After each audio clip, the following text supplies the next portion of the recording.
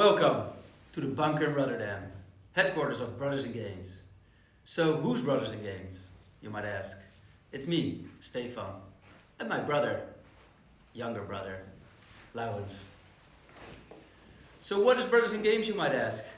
Well, we're two brothers with a passion for gaming who just developed our first game, Slava. That's right.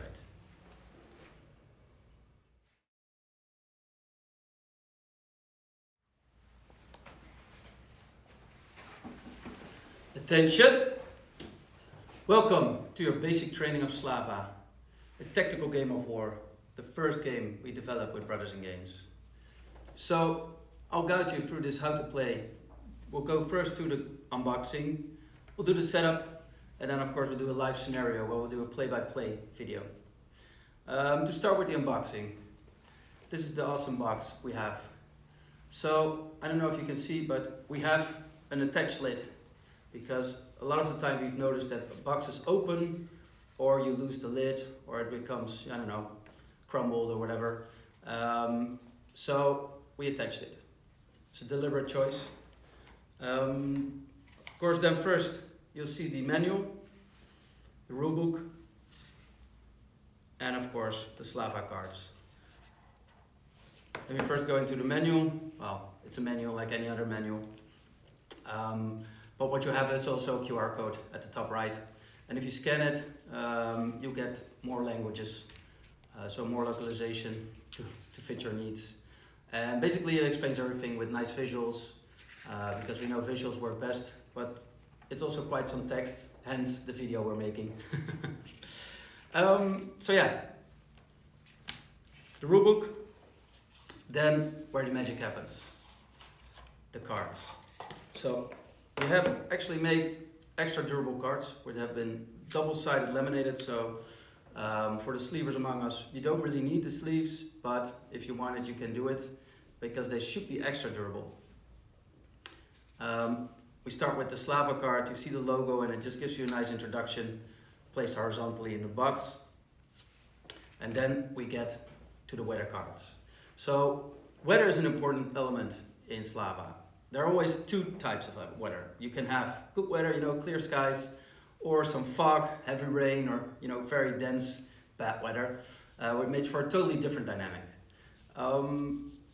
In that sense, we have 5 cards that always you need to shuffle for each campaign. You'll learn about campaigns later, just giving you a very brief introduction here. You have your 2 bad weather cards, 3 good weather cards. You shuffle them each time before a campaign, and you randomly select the weather. And if you know the weather, or when you know the weather, you can use these reference cards. And I think after one game, you know by heart, but for the start, it's easy to have these. Well, they show how the relative strength are of each card in the determined weather. So good weather, bad weather. For example, in good weather, plane, the plane is the top one, the top boss. But for bad weather, infantry. Good to know, but you'll learn more about it later. So let me just place it up here. So you have your 2 reference cards.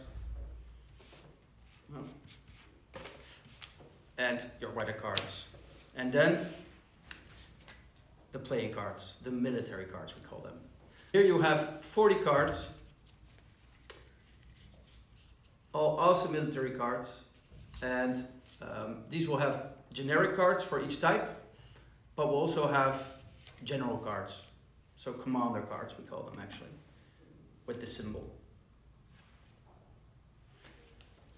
So these 40 cards you'll need, and you will select the number of cards determined by the number of players in the game. So that's the setup. You'll have your weather cards, your reference cards, your 40 military cards, and you have the rulebook.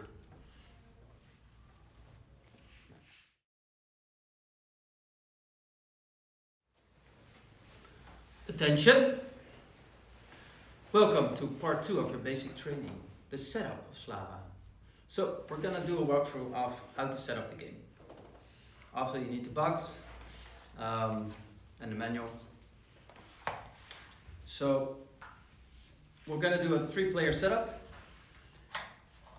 And for this, you will always need the weather cards. So for each campaign, a campaign consists of 8 battles. So that means that everyone just plays the card from their hands because each player gets dealt 8 cards, and then the campaign is finished. So for each campaign, you always need the weather cards.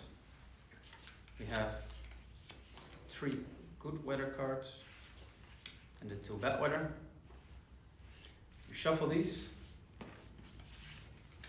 you place them face down at the side of the battlefield. There we go. Nice. Then we have the reference cards. Good weather and the bad weather reference card. Generally we place them next to the weather pile, but yeah, obviously you can place them wherever on the battlefield where it's most helpful for people that need still to look at the reference cards. Then we have the 40 military cards. Generally, you will have to check, of course, how many cards you will need from each type, because you have 7 types of units.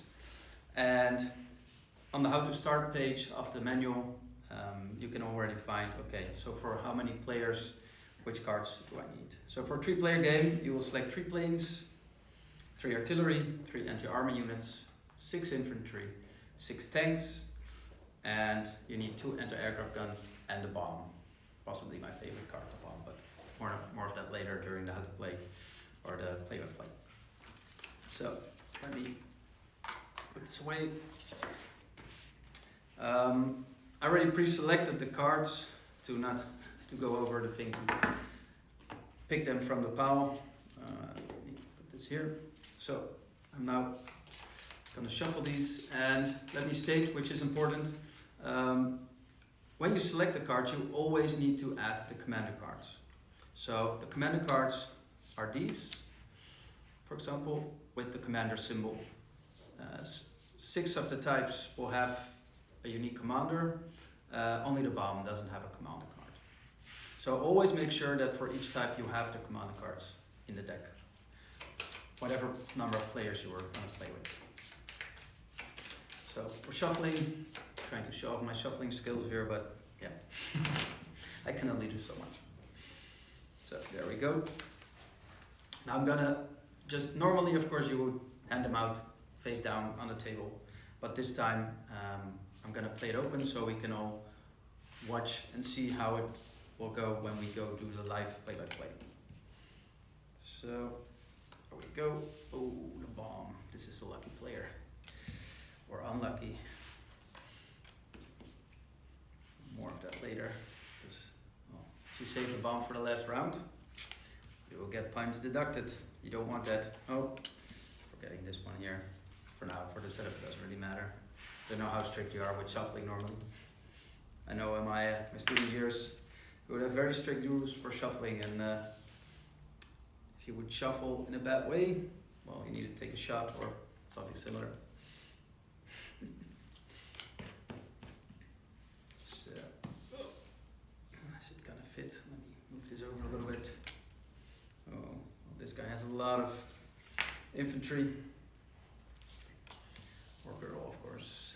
And a nice tank. Ooh, anti-aircraft. And the last card for each. Is it gonna fit? Ooh, apparently. Normally you would have them in your hands. And as you see, also from the cards, let me state it. So, let me see with your cards that on the top left and top right, we both have the icons visible. So we don't discriminate for only right-handed people. We also make sure that when left-handies have it in their hand, they can easily watch what type of unit you have. So this is the setup. Then, of course, you still need to determine what the weather is for the campaign, because now you will have all the cards in your hands and you're like, okay, well, this setup might be good for good weather or bad weather, but you don't know yet. So we always make sure that, you know, in the setup, you deal the cards after everyone gets their cards. So you will show the weather now, and there we go. Ooh, bad weather. Ooh, interesting, interesting. So in bad weather, infantry is the strongest card. So this player now looks like to have good cards, but you know, it's all open. Even with less infantry, you definitely have still have a chance to win because it's dynamic like that. Okay, so I think that's yeah, that's the setup phase. Signing out.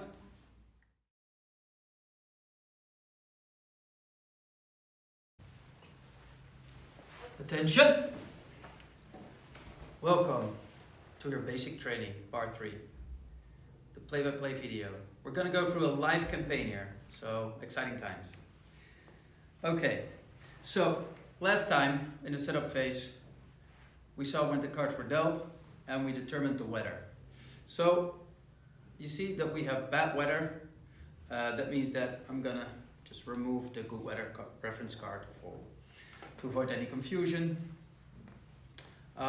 Second, we're gonna determine who's gonna start. So we have the Saving Private Ryan rule, which means that whoever watched Saving Private Ryan last can start. If you don't know the movie or you know no one remembers when they watched it, we do the oldest person goes first.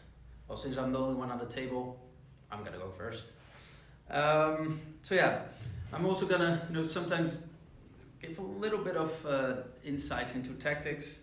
Of course, there are several levels, so I'm not going to go into it too deeply, but I think it's good to already speak about what I think when I'm playing some cards to just give you some insights already into the game.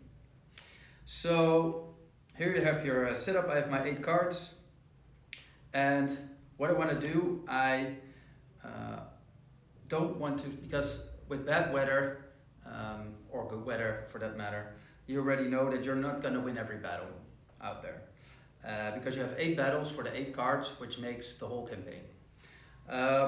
So when I know I'm going to lose a battle, I don't want to play too many points because the other ones get the points that are underneath. So we have, of course, the anti-aircraft with 0 points and the bomb. We have 5 points for the tank. We have 3 points for the infantry and anti-armor units, 7 for artillery, and 10 for the plane. So keep that in mind, because a lot of the time, you know you're not going to win the battle, but you also don't want to see, okay, who am I going to give those points to then? To sort of keep a balance of power and make sure that you will end up receiving the most victory points, because that in the end is the goal. You need to get 5 victory points to win the game. And 1 victory point is achieved when winning 1 campaign. Okay, so let's dive right into. So I'm going to start playing an anti-aircraft gun, 0 points, like almost the lowest card. With bad weather, the lowest in strength is the plane. So let's see. I see on the left that player number 2 has a lot of things to choose from. Basically, anything he or she chooses can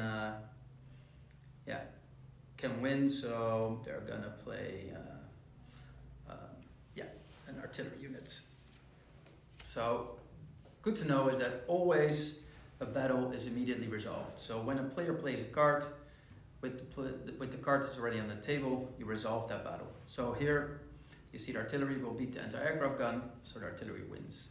Then we have player 3, who's considering, and also playing an artillery card. And that's when one of the first rules comes into play.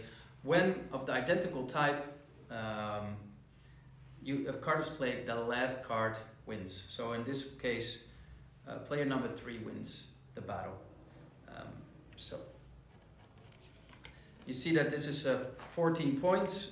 You can already forget again. Generally, you count the points at the end of the campaign. So face down.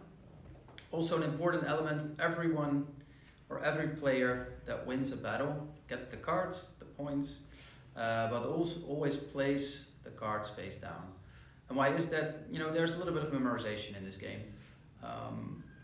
Because up front what cards are in the game. So if you keep track of things, okay, more or less what's still in there to know how to place tactically.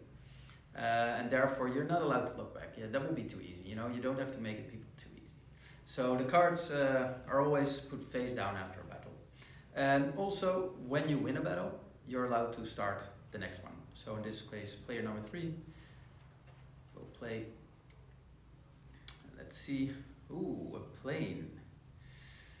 Also interesting, because you know when playing a plane in bad weather, you already know that the plane doesn't is not gonna win. It's the lowest card. Like only if another player will play a plane, you might be able to win, and then that's the other person. So the first person to play a plane during bad weather always loses. But it's a lot of points. So yeah, let's see how we're gonna play this. I would like those points, but also I'm not the last player now to play, so I guess I want to force player 2 to play like a good card, and they're gonna get the points, but then maybe I can use it to win a later battle. So I'm playing a tank, and yeah, now player number 2 will play, I think, an anti-armor unit, which wins. So of course this battle was first resolved in bad weather, like that plane ain't going nowhere, there's heavy fog mist, it's not even gonna lift off, and therefore it doesn't do anything, the tank wins, and then after that the anti-armor unit wins. So I'm gonna pick these up and face down next to player 2. Then player 2 is gonna play maybe a tank. Would be nice. So let's see what player 3 does. Contemplating. Ooh. So player 3 knows already 10 points. I'm not gonna win, but since I'm last in line, generally I would win with the cards I have for sure. So yeah, I'm gonna play a tank. Again, the last card, so this one was resolved. Tank remains. Tank beats the tank, and therefore I get these quite hefty points, 20 points, nice. And I can start. Again, I'm gonna start with the anti-aircraft unit, or gun, sorry. And player 2 can play whatever they want, so here they are going to, well, not gonna give up one of their best cards, so I think play the tank again. The tank wins from player 2, and then we have anti-armor units. Yeah, here you can see that there's commanders on the field, 3 commanders, coincidentally. Yeah, they win from the same type of unit, but yeah, in this case it doesn't matter, there's not the same types, but just that you see 3 commanders on there, know that if there's multiple of the same type and you play the commander, even if it's the first card, the commander wins of the same type. So here the anti-armor wins from the tank, and player number 3 takes this battle. And we continue. Ooh, a tank is being played. Yeah, I think, you know, it's time to hopefully win something. I'm playing my infantry, and yeah, I didn't know how, because normally of course this wouldn't be face up. Didn't know how good the cards were from player number 2, so they play infantry and snatch this one up. And there we go. Player number 2 is breaking in some points. So player number 2 has quite some good cards left for bad weather. It's gonna play the least good card, and that's the anti-armor unit. And now I see player 3 contemplating. Ooh. And the infantry unit is being played, which wins from the anti-armor unit. And yeah, no, am I gonna save? Am I gonna give some points to someone else because I still have that plane? Yeah, I'm probably gonna ditch the plane, hope for some things in the last rounds. So player number 3 wins. I do want to state that why I also want to save, you know, my good cards at least for the last round is because if you win the last round, you get an additional 10 points. So that's a good thing to memorize. You know, get last round is worth additional points. Oh, I'll flip. So yeah, now player number 3 is probably in a pickle because playing the bomb in the last round is actually a deduction of points. So yeah, the bomb's gonna be played. Woo! There it is.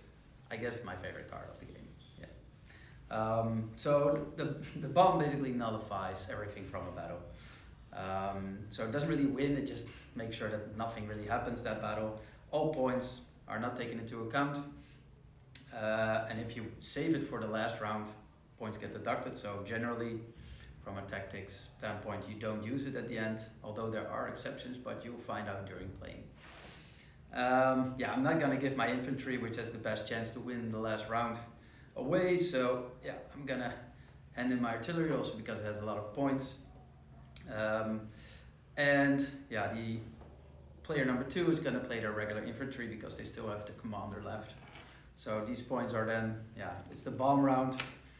I'll just put it like this because a little bit on the side because you don't want to take those points into account when adding up all the points. Yeah, then we have that final round, and the player who played the bomb wins with nullifying and can play the last card.